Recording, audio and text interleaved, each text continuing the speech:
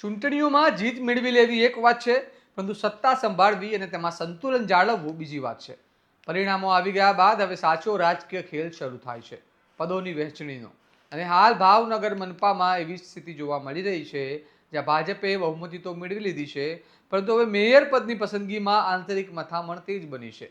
કારણ કે સત્તા સાથે હવે સંતુલન જાળવવાનો પણ પડકાર ઊભો થયો છે. તો આખરે કોણ બની શકે છે ભાવનગરનો આગામી મેયર અને વિપક્ષમાં કોણ સંભાળશે નેતૃત્વ?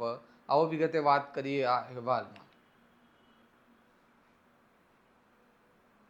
નમસ્કાર, હું ચિરાગ વર્ષાબેન. આપ જોઈ રહ્યા છો સ્વમાન.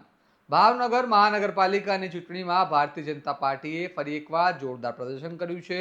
કુલ 52 બેઠકોમાંથી 44 બેઠકો જીતી ભાજપે સતત 7મી વખત સત્તા કબજે કરી છે.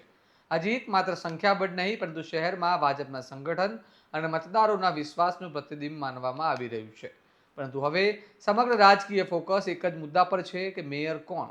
ભાજપની અંદર અને દાવેદારોની દોડ ચાલી રહી છે. વર્ષાબા પરમાર, નીતાબેન ચાંદલિયા, ઉર્મિલાબા રાણા અને શીતલબેન જોશી જેવા નામો હાલમાં ચર્ચાના કેન્દ્રમાં છે.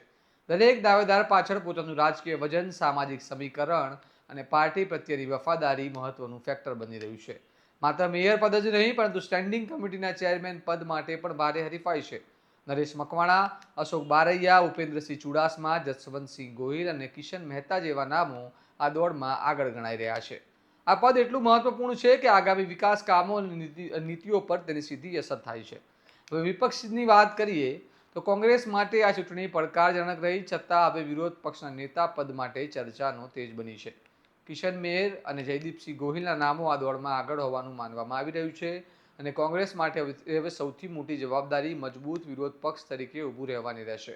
આ સમગ્ર પરિસ્થિતિમાં ભાજપ માટે સૌથી મોટો પડકાર છે આંતરિક સંતુલન જાળવવું. કારણ કે વધારે બેઠકો હોવા છતાં જો પક્ષની અંદર મતભેદ ઊભા થાય તો તેનો સીધો અસર શાસન પર પડી શકે છે.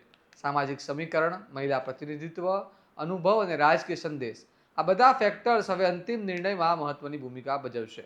અંતમાં સવાલ એ છે કે શું ભાજપ સરળતાથી નેતૃત્વ નક્કી કરી શકશે કે પછી આંતરિક ખેંચતાણ આગળ પણ જોવા મળશે?